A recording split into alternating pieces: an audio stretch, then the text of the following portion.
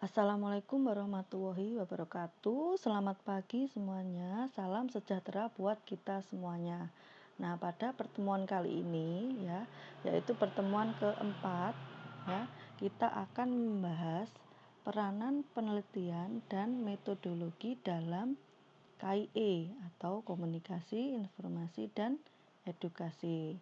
Nah, dalam pelaksanaan promosi kesehatan itu, penyampaian informasi dilakukan melalui proses komunikasi. Nah, dalam proses komunikasi itu sendiri dibutuhkan strategi dan penerapan metodologi penelitian atau riset. Nah, oleh karena itu, dalam pertemuan ini kita akan membahas sejauh mana mengenai peranan penelitian dan metodologi dalam KIE ini. Untuk apa? Untuk mencapai keberhasilan promosi kesehatan. Nah, komunikasi, informasi, edukasi atau KIE itu adalah suatu cara pemberian informasi atau pesan terkait masalah tertentu oleh komunitor kepada komunikan melalui media.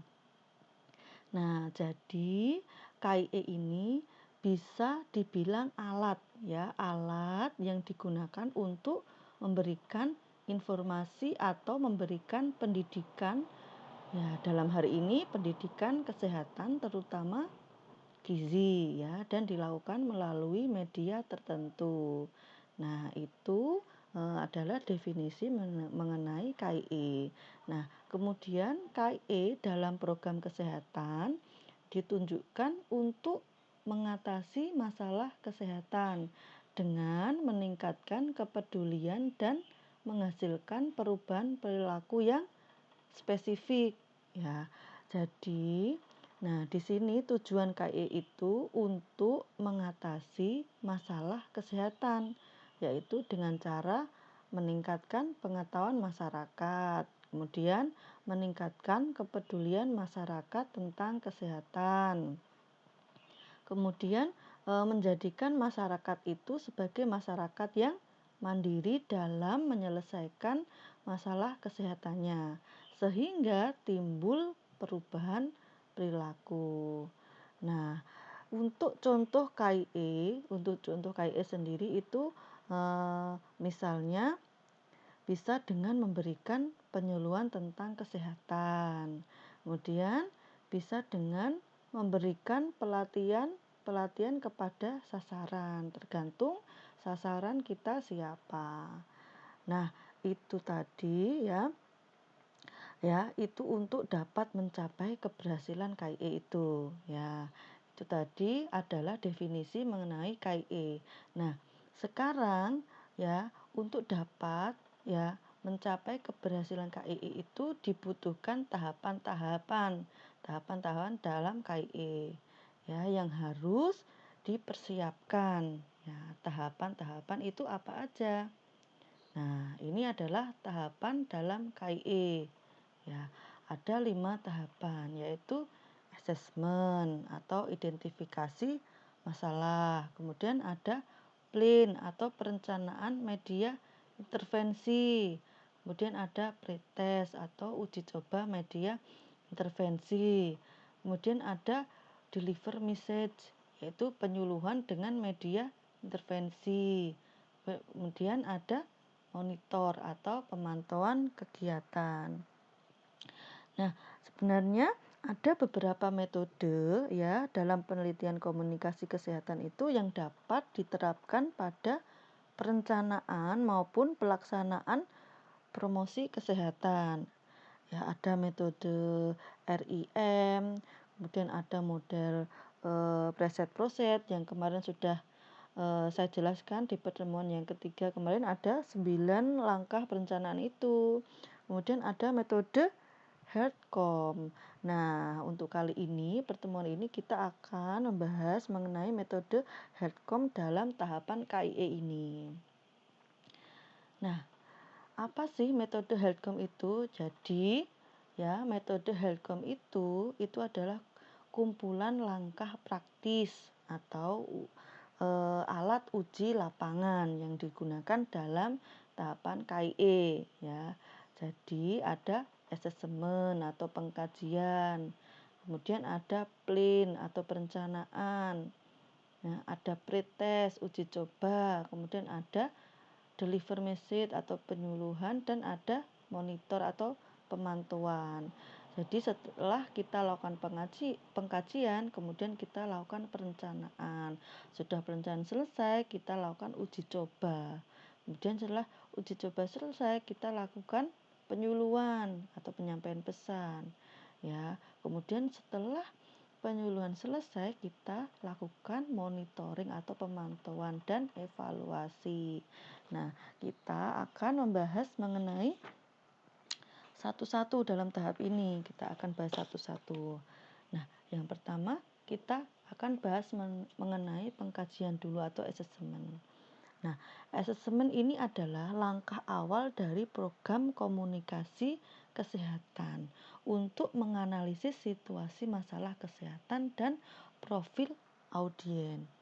Nah, jadi asesmen ini merupakan ya bagian terpenting dari seluruh program kesehatan itu, atau bagian kunci ya, kunci dari keberhasilan program yang kita rancang atau program komunikasi kesehatan itu.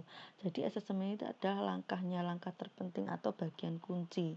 Nah, makanya kalau kita melakukan pengkajian itu, kita harus sedetail mungkin, sebanyak mungkin untuk mencari datanya ya. Karena jika saat pengkajian itu ada yang kurang atau datanya ada yang salah, itu akan berdampak pada langkah selanjutnya ya.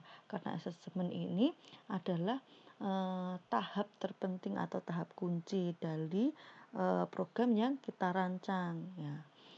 Contoh asesmen atau contoh pengkajian itu misalnya pengumpulan data dasar, kemudian identifikasi masalah atau rumusan masalah, kemudian mencari penyebab masalah itu juga masuk pengkajian. Kemudian masalah utamanya itu apa atau prioritas masalahnya itu apa ya, itu masuk dalam pengkajian ya. Jadi pengkajian tadi atau asesmen tadi adalah kunci dari keberhasilan program yang dirancang itu tadi. Jadi datanya benar-benar harus sedetail mungkin, sebanyak mungkin ya. Kemudian untuk tahap asesmen itu ada 5, yaitu ada melakukan kajian perencanaan komunikasi, kemudian ada mengkaji rancangan strategi komunikasi, kemudian ada mengkaji rancangan draft materi, kemudian ada mengkaji pelaksanaan penyampaian materi, dan kemudian ada mengkaji monitoring dan evaluasi. Jadi tahap asesmen ini ada 5 ya. Kita akan membahas satu-satu. Nah, kita akan membahas mulai dari melakukan kajian perencanaan komunikasi. Nah, di sini ada identifikasi masalah. Nah, identifikasi masalah itu seperti mengapa masalah ini timbul contohnya, atau contohnya kita ambil masalah gizi buruk ya. Mengapa masalah gizi buruk ini timbul? Kemudian siapa yang terkena dampak dari gizi buruk ini? Kemudian apa penyebab dari gizi buruk ini atau faktor-faktor penyebabnya itu apa saja. Kemudian kebiasaan apa yang dilakukan sehingga timbul masalah gizi buruk ya. Itu masuk dalam identifikasi masalah. Kemudian mendefinisikan target atau sasaran. Nah, jadi mendefinisikan target atau sasaran itu seperti siapa yang paling berisiko ya, berisiko tentang masalah ini, contohnya masalah gizi buruk ya, siapa yang paling berisiko terkena gizi buruk ya. Kemudian siapa yang paling berpengaruh dalam gizi buruk ini. Nah, misalnya yang paling berpengaruh itu sasaran primer. Sasaran primer itu ibu balitanya, itu yang paling berpengaruh. Kemudian siapa yang mempengaruhi sasaran primer ini? Misalnya yang mempengaruhi sasaran primer itu biasanya sasaran sekunder.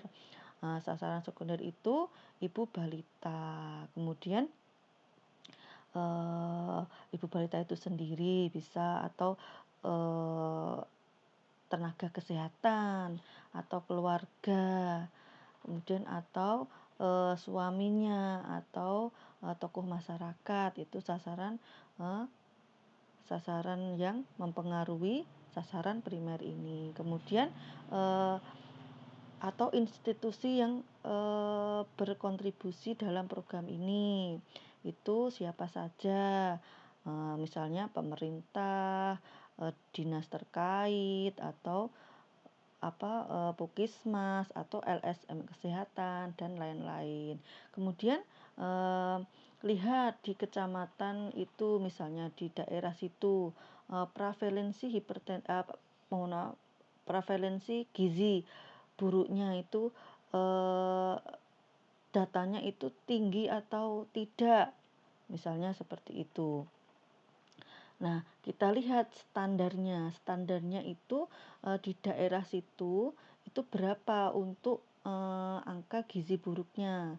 Standarnya berapa? Lalu kita bandingkan. Nah, di daerah sasaran kita itu gizi buruknya itu tinggi atau rendah. Kemudian kita bandingkan dengan standarnya berapa, seperti itu. Nah, itu masuk dalam mengidentifikasi atau mendefinisikan target atau sasaran.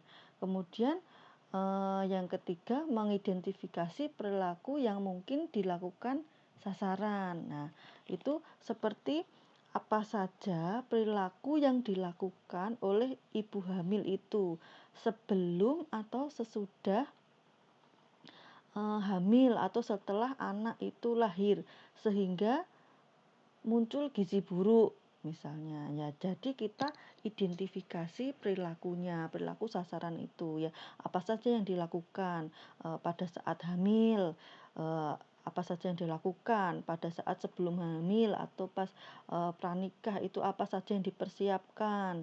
Kemudian setelah melahirkan ya, apa saja yang dikonsumsi. Nah, sehingga muncul gizi buruk itu. Nah, gitu ya. Misalnya sebelum hamil tidak menyiapkan kondisi tubuh yang optimal karena kurangnya pengetahuan misalnya tentang gizi. Kemudian selama hamil sering muntah-muntah misalnya. Sehingga asupan gizi itu kurang atau tidak bisa masuk ke dalam tubuh misalnya. Atau misalnya pemberian ASI eksklusif itu tidak sampai 6 bulan misalnya. Atau pemberian MPASI itu terlalu dini karena pengetahuan ibu yang kurang tadi. Nah, atau ibu itu tidak memberikan makanan yang gizinya bagus atau makan bergizi atau gizi seimbang pada anak karena ekonominya misalnya. Nah, itu kita identifikasi semuanya. Kemudian kita habis identifikasi, kita mengembangkan rencana penelitian. Nah, mengembangkan rencana penelitian itu seperti apa saja yang diperlukan atau apa saja yang perlu diketahui, misalnya data keluarga, status keluarganya, bisa pendidikan ibu, pendidikan ayah, pekerjaan, status ekonominya, kemudian pengetahuan ibu dan ayah, kita buat pretest tadi ya. Kemudian siapa saja yang mengerjakannya ya. Misalnya yang mengerjakannya nanti pada program ini, misalnya yang membuat, kita buat jadwal atau agenda kelompok misalnya, pemberian tugas, misalnya yang mengerjakan nanti, yang mengerjakan di lapangan saat evaluasi misalnya kader. Jadi kita berikan penyuluhan terlebih dahulu kepada kader, atau yang mengerjakan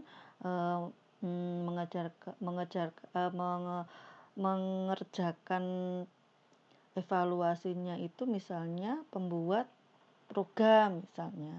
Nah, gitu kita rinci, kita kaji perencanaannya.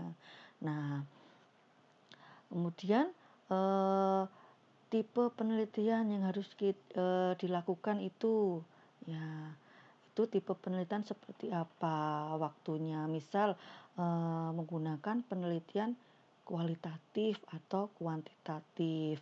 Kemudian menggunakan observasional atau survei langsung lapangan, atau wawancara menggunakan kuesioner apa ya, dan lain-lain. Terus waktunya kapan saja ya, kita buat jadwal, jamnya, hari, tanggal.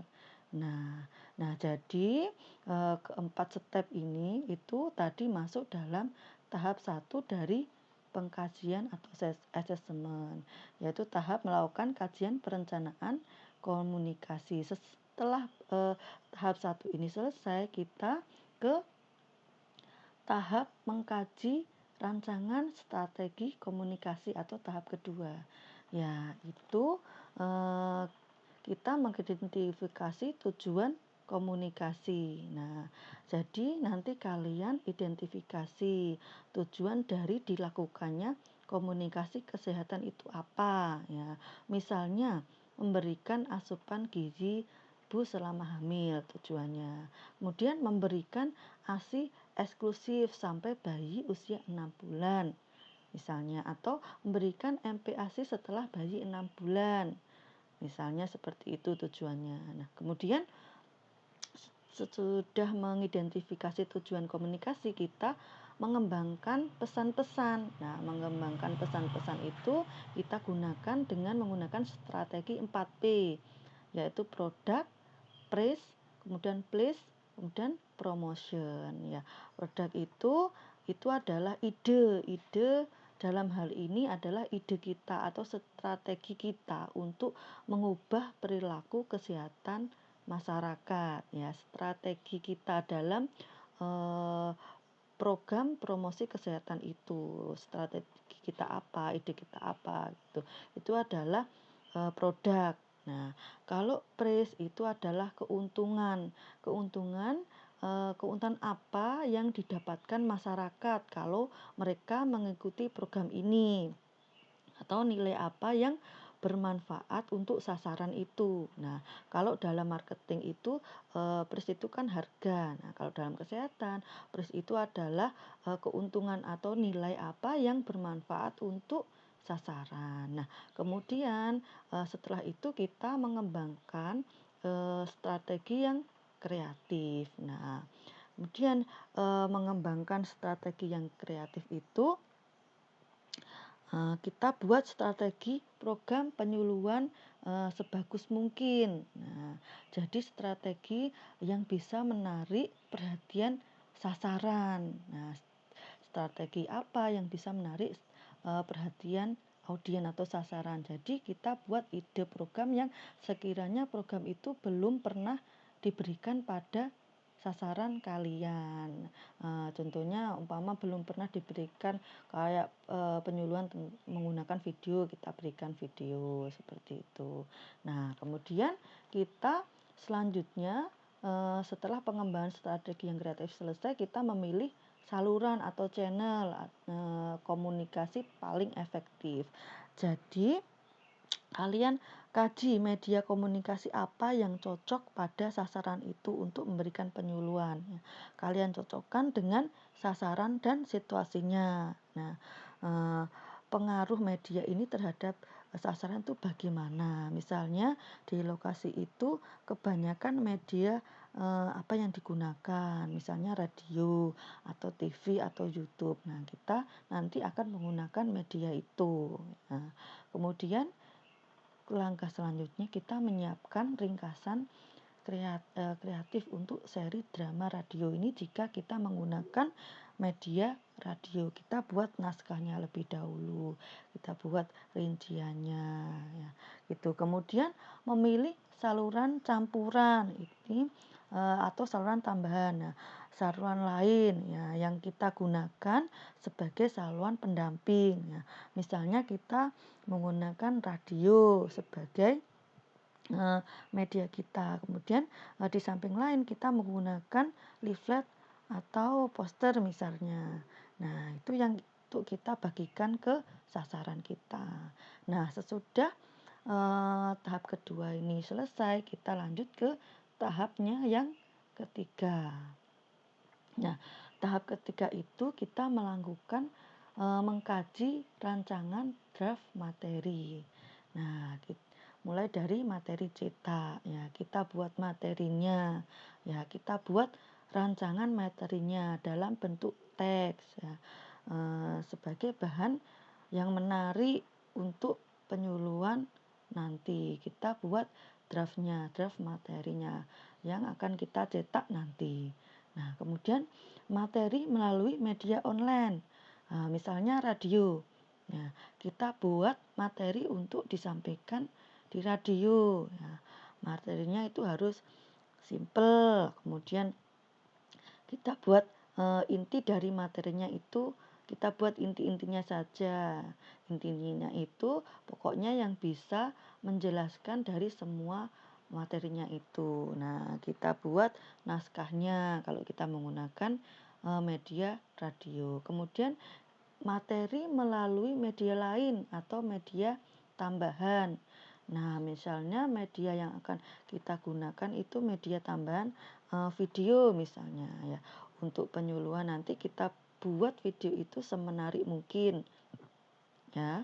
Kemudian merangkup materi-materi itu, ya. Yang bisa membuat sasaran itu paham dengan apa yang kita sampaikan melalui video itu. Nah, kemudian atau media poster atau leaflet kita buat desainnya semenarik mungkin, isinya juga menarik.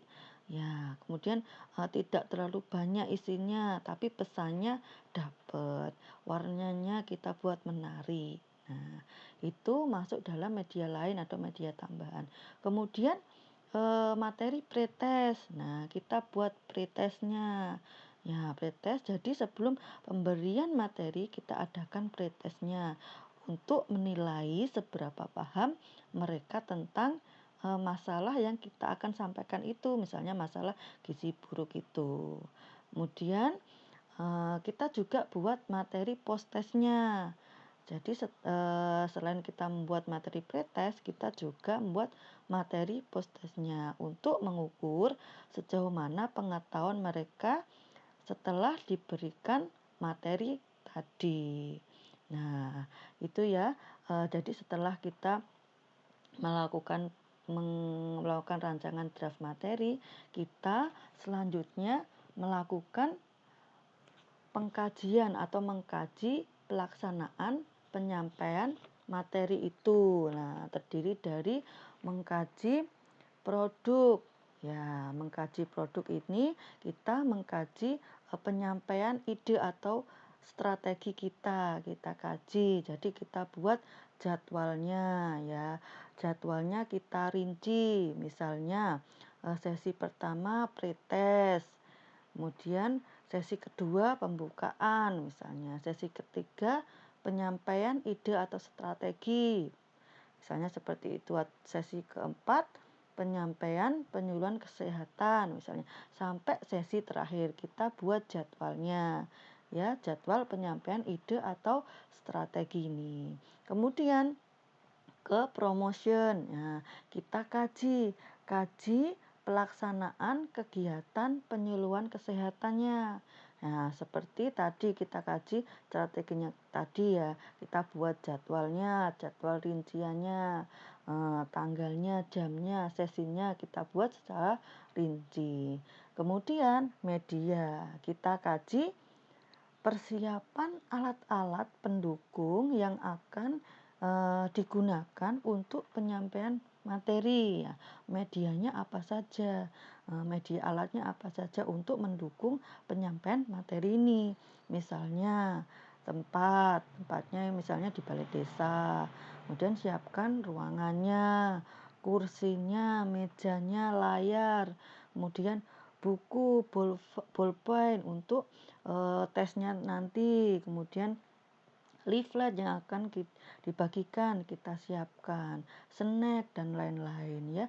Terus misalnya alat-alat yang digunakan untuk memutar video kita siapkan, layar, speakernya. Nah, kemudian kita siapkan juga alat-alat yang digunakan untuk pemeriksaan kesehatan. Jadi alat-alat pendukung untuk penyampaian materi kita siapkan. Nah, sesudah mengkaji pelaksanaan penyampaian materi, kita kemudian mengkaji monitoring dan evaluasi. Nah, mekanisme monitoringnya bagaimana atau proses yang dipantau. Nah, proses yang dipantau itu apa saja, seperti itu. Nah, media massanya apakah berjalan dengan lancar, kemudian apakah banyak peminatnya, kemudian apakah mereka itu mengerti dengan apa yang kita sampaikan atau pesan yang kita sampaikan ya. Terus kita pantau sistem penyebar luasannya, misalnya leafletnya tadi apakah sudah tepat sasaran atau tidak. Kalau umpama menggunakan radio, apakah radio itu pendengarnya sesuai dengan sasaran kita atau tidak. Kita lihat jam tayangnya. Nah, kemudian pantau sasaran melalui kader, apakah setelah diberikan penyuluhan tadi itu ada perkembangan atau tidak. Nah, kita pantau melalui kader atau kita pantau sendiri langsung. Kemudian evaluasi. Nah, evaluasi ini nanti siapa yang akan melaksanakan evaluasi, misalnya kader yang sudah kita latih tadi itu yang akan melaksanakan evaluasi atau keluarganya atau suaminya itu yang akan melakukan evaluasi langsung terhadap sasaran di lapangan ya. Kemudian siapa yang akan melaksanakan evaluasi program secara keseluruhan. Nah, itu juga kita evaluasi siapa yang akan melaksanakan evaluasi ini ya. Kita rinci apakah dari dinas atau puskesmas atau pembuat program langsung. Nah, siapa yang melakukan evaluasi ini ya, kita rinci, kita buat jadwalnya, kita buat draftnya. Kemudian siapa yang melakukan metode yang akan menentukan metode yang akan digunakan. Diumpama metode yang akan kita gunakan itu yang menentukan itu dari dinas misalnya. Ya, jadi semuanya harus dikaji dulu secara mendalam agar bisa berlanjut ke proses perencanaan selanjutnya. Nah, jadi itu tadi tahap-tahap dalam asesmen ya, ada 5 tahap. Mulai dari tadi pengkajian perencanaan komunikasi sampai tahap mengkaji, monitoring dan evaluasi. Nah, sesudah tahap asesmen selesai, kita lanjut ke tahap perencanaan atau plan. Nah, perencanaan itu ya, itu adalah sesuatu yang telah dipertimbangkan secara mendalam atau sesuatu yang sudah direncanakan. Nah, tahapan perencanaan ini meliputi menyusun tujuan, mendesain pesan dan memilih media. Jadi, kegiatan-kegiatan ini itu harus sesuai dengan hasil dari analisis masalah dan karakteristik sasaran yang sesuai dengan pengkajian yang kita sudah lakukan sebelumnya. Nah, jadi kegiatan perencanaan ini harus berkesinambungan dengan kegiatan yang sebelumnya kita lakukan pada tahap pengkajian tadi, harus urut ya. Kemudian tahap-tahap perencanaan itu apa aja? Nah, tahap-tahap perencanaan itu ada 7 tahap ya. Yang pertama ada formulasikan tujuan yang ingin dicapai. Nah, jadi kita jabarkan tujuan umum dan tujuan khususnya. Misalnya tujuan umum itu menurunkan angka gizi buruk. Nah, itu tujuan umumnya misalnya. Kemudian tujuan khususnya misalnya untuk tujuan khususnya itu dari program yang kalian buat itu tujuan khususnya itu apa?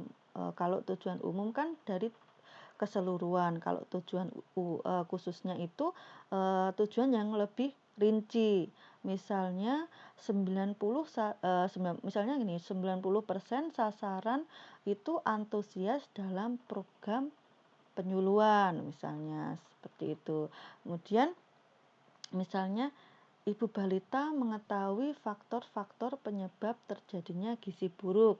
Misalnya tujuan khususnya seperti itu. Jadi tujuan umumnya itu tujuan yang lebih luas.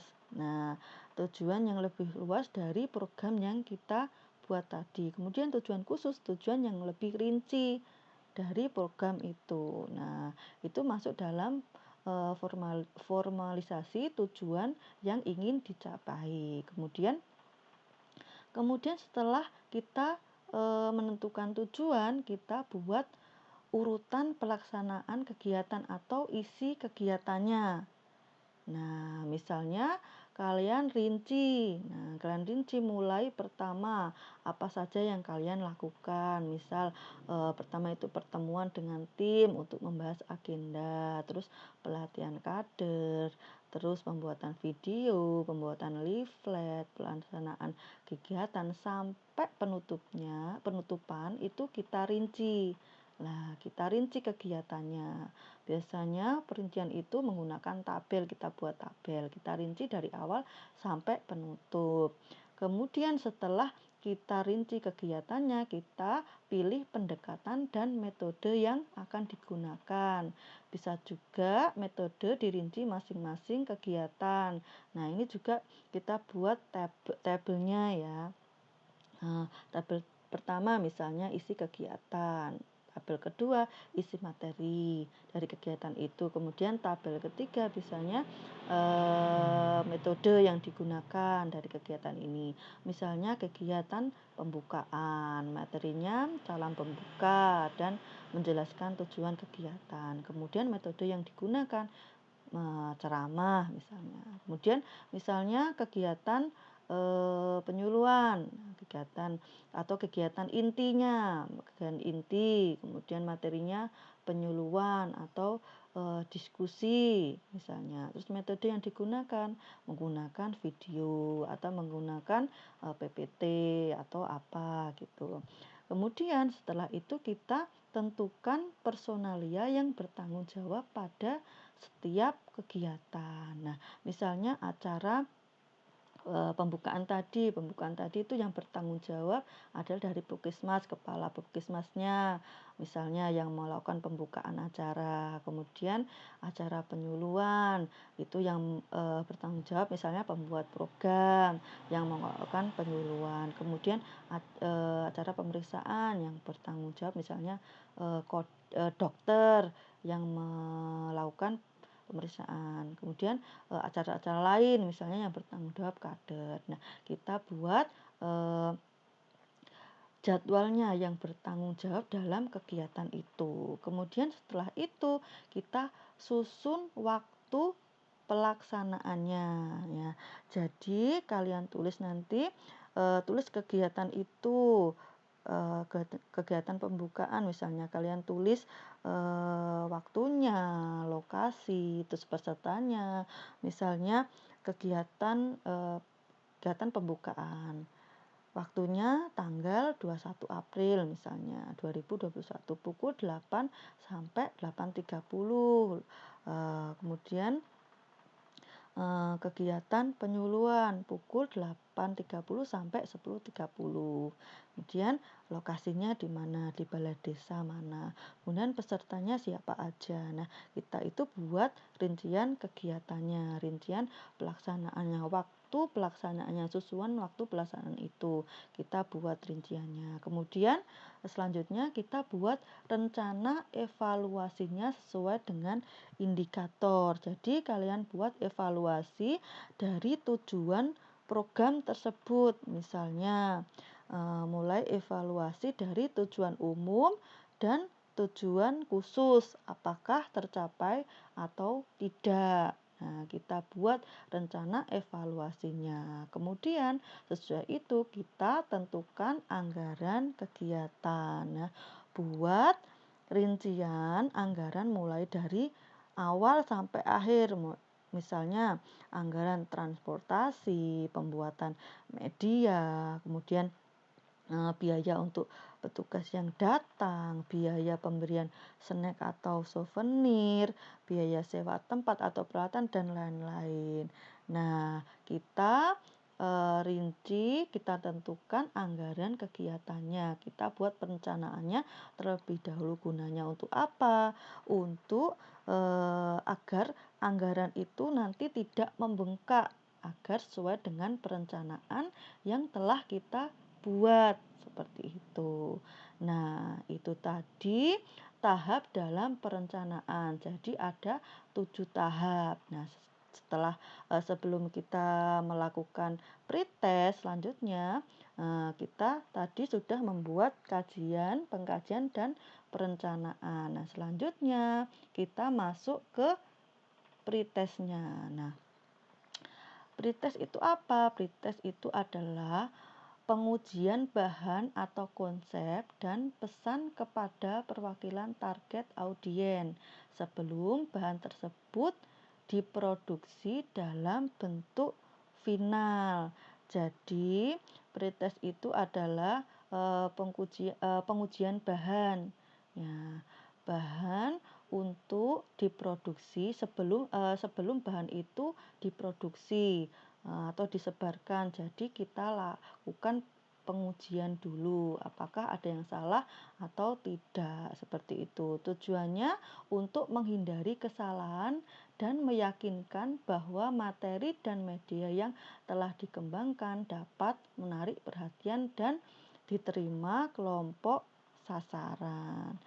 Jadi di sini bahan-bahan yang diuji dalam pretest itu seperti media yang akan digunakan itu diuji dulu. Terus saluran komunikasinya, konsep, ide-ide produk, kemasan, nah, simbol, slogan. Nah, itu kita lakukan pengujian dulu atau pretest dulu. Nah, jadi biasanya tahapan ini itu sangat dibutuhkan untuk mencari kesalahan yang mungkin ada dalam pembuatan program itu. Jadi dilakukan pretest terlebih dahulu untuk mencari kesalahan sebelum dilakukan pencetakan, misalnya seperti itu. Nah, dengan adanya tahap ini ya, maka kita itu akan memperoleh umpan balik dari masyarakat sehingga mendorong kita itu untuk melakukan inovasi baru atau memperbaiki pesan atau memperbaiki media yang kurang sesuai atau kurang tepat. Ya, jadi dengan adanya pretest ini diharapkan dapat menghasilkan bahan komunikasi yang maksimal dan berkualitas. Nah, jadi pretest ini dilakukan untuk menguji bahan-bahan yang akan kita sampaikan dalam program nanti agar tidak ada kesalahan, agar komunikasi itu juga bisa berjalan dengan maksimal. Nah, selanjutnya, ini adalah variabel yang diukur dalam pretest. Nah, ada 5 variabel yang diukur dalam pretest. Satu ada pemahaman atau comprehension, kemudian ada ketertarikan atau attraction, kemudian ada penerimaan atau acceptability, kemudian ada keterlibatan, kemudian ada bujukan untuk bertindak. Jadi pemahaman itu apa aja pemahaman itu atau comprehension itu seperti apa aja. Nah, bahan yang digunakan dalam pretest itu harus bisa dipahami. Nah, jadi cara penyajiannya itu harus apik agar bisa dipahami maksudnya. Nah, mulai dari kata-kata, bahasa yang digunakan, terus pesannya itu harus spesifik, ya, tidak panjang lebar, tidak kemana-mana, harus to the point. Nah, itu untuk pemahaman, untuk sasaran kita itu bisa memahami apa yang kita sampaikan. Kemudian ketertarikan atau attraction. Jadi ketertarikan itu adalah bahan komunikasi harus dapat menarik perhatian audiens. Nah, jadi pesan kita itu harus dapat menarik perhatiannya sasaran kita. Nah, jadi bahannya itu harus menarik. Kalau bahannya itu menarik, maka otomatis tidak akan banyak yang tidak akan banyak yang misalnya mengacuhkan gitu. Jadi mereka itu akan memperhatikan, banyak yang memperhatikan, banyak yang tertarik pada pesan yang kita sampaikan tadi, karena bahannya yang kita sampaikan itu bisa menarik mereka. Misalnya warnanya itu cerah, jelas, kemudian kertas yang kita gunakan itu juga bagus, tidak kusam, tulisannya jelas, kemudian desainnya juga bagus.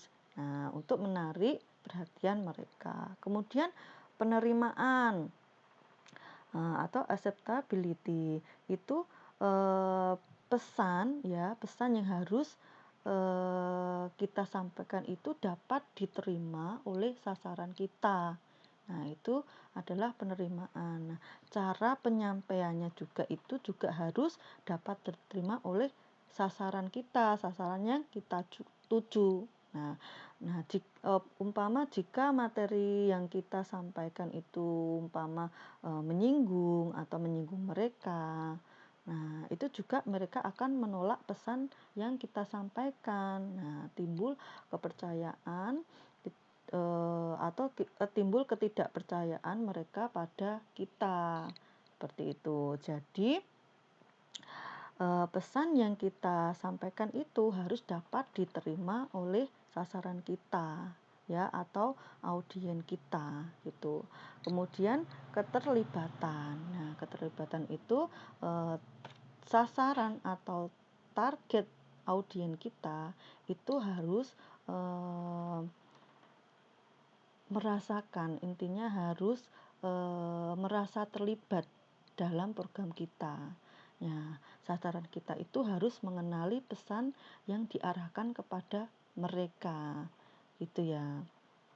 Jadi biasanya orang itu tidak akan banyak memberi perhatian untuk pesan yang dianggap tidak melibatkan mereka. Jadi mereka cuek gitu. Kalau pesan itu tidak melibatkan mereka. Misalnya dari segi bahasa, ya. Bahasanya kita harus menguasai bahasa mereka, bahasa sasaran kita. Tujuannya agar lebih dekat dengan mereka. Jadi mereka itu merasa dilibatkan, seperti itu. Kemudian bujukan untuk bertindak. Ya, bujukan untuk bertindak itu, nah, sebagian besar bahan penyuluhan itu memiliki pesan tertentu, ya.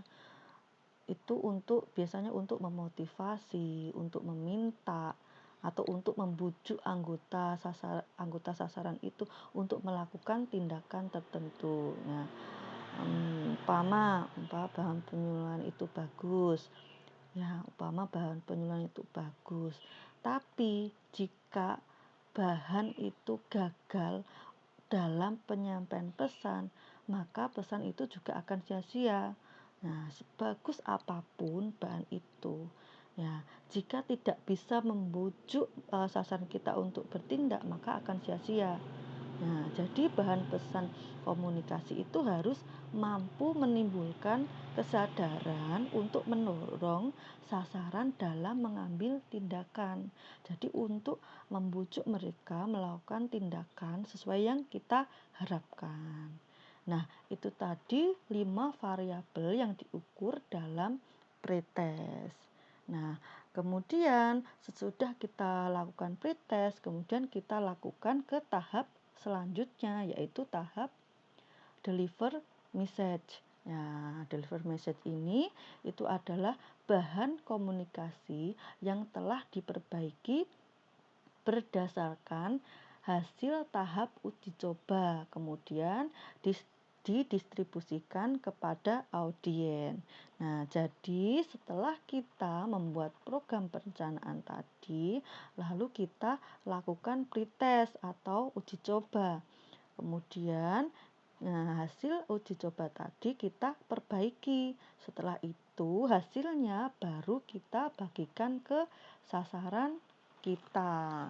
Nah, itu yang dimaksud deliver message. Kemudian, komponen dalam deliver message itu ada 3, yaitu produksi, media, dan supervisi. Nah, maksudnya untuk menghindari kesalahan pada program yang akan disampaikan, itu kita perlu melakukan produksi media atau supervisi atau pengawasan seperti itu. Misalnya kita lakukan pengawasan pada saat produksi media, misalnya warnanya, jenis hurufnya, urutan halamannya, dan lain-lain. Nah, kita lakukan pengawasan atau supervisi pada saat produksi media tadi. Tujuannya untuk apa? Tujuannya jika terjadi atau jika ada kejadian yang tidak diharapkan pada saat proses produksi ini, maka dapat kita tunda atau kita hentikan. Itu tujuan dari pengawasan pada saat produksi media tadi. Kemudian perencanaan media dan saluran distribusi. Nah, perencanaan media dilakukan untuk menyesuaikan anggaran yang tersedia yang berhubungan dengan banyaknya materi yang dapat diproduksi. Ya, banyaknya medianya, kemudian saluran yang digunakan, ya, itu kita rinci anggarannya. Ya, kita buat perencanaan anggaran untuk media dan saluran distribusi tersebut agar sesuai dengan perencanaan, agar tidak membengkak. Kemudian public image creator. Nah, yang ketiga ini itu adalah sasaran yang berada di balik sasaran atau pencipta image masyarakat. Jadi public image creator itu adalah sasaran yang berada di balik sasaran atau pencipta image masyarakat. Misalnya Toma atau Toga atau kader tadi yang dapat memberikan pesan secara langsung kepada masyarakat. Nah, jadi kita buat grup atau grup khusus dengan Toma atau kader. Ya, ini tujuannya untuk memantau sasaran itu melalui kader ini. Nah, jadi makanya dari itu yang perencanaan tadi kita kan harus melatih terlebih dahulu kader ini. Tujuannya untuk apa? Untuk membantu kita itu memantau sasaran, karena mereka yang berada langsung dan berada terus-menerus di lapangan seperti itu.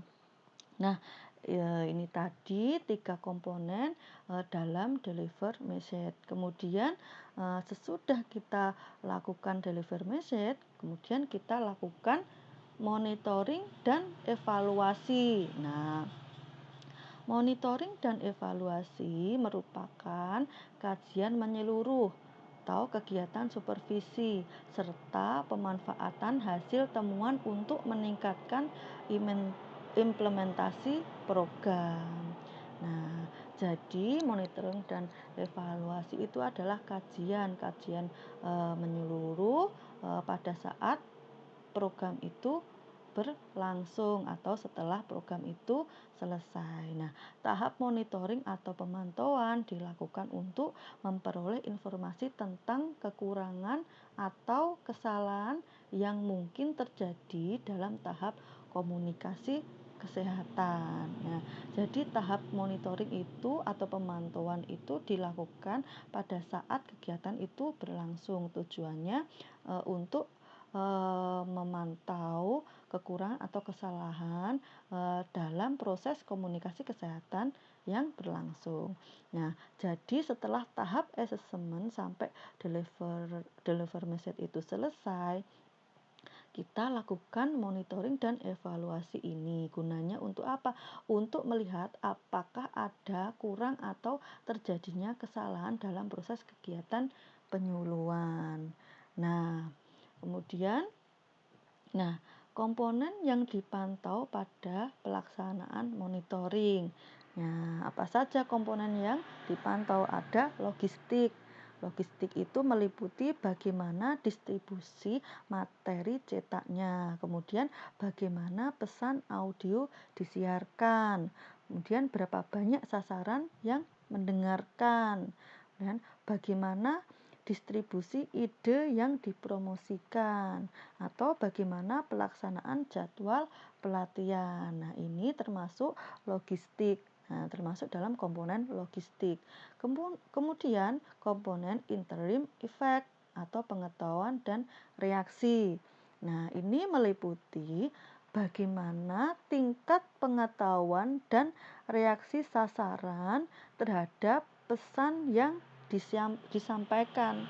Nah, jadi bagaimana tingkat pengetahuannya, bagaimana reaksi sasaran tersebut terhadap pesan yang kita sampaikan. Nah, kemudian komponen yang ketiga adalah perubahan perilaku. Nah, ini meliputi apakah sudah terjadi perubahan perilaku pada sasaran atau belum. Nah, hal ini untuk menentukan apakah perlu untuk mengubah strategi atau tidak. Nah, apakah perilakunya sudah berubah atau belum setelah dilakukan program yang kita buat tadi.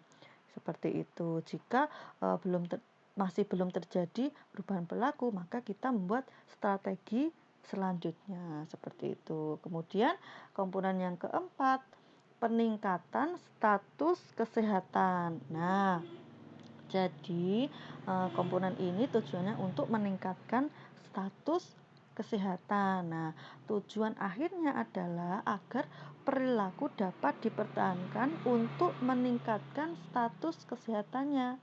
Nah, oleh karena itu dalam monitoring perlu dipantau apakah pesan atau perilaku yang dipromosikan itu mendukung ke arah hal tersebut atau tidak. Jadi perlu dipantau pada saat monitoring ini, pada saat proses sedang berlangsung. Nah, kemudian setelah kita lakukan monitoring, lalu kita lakukan evaluasi kegiatan.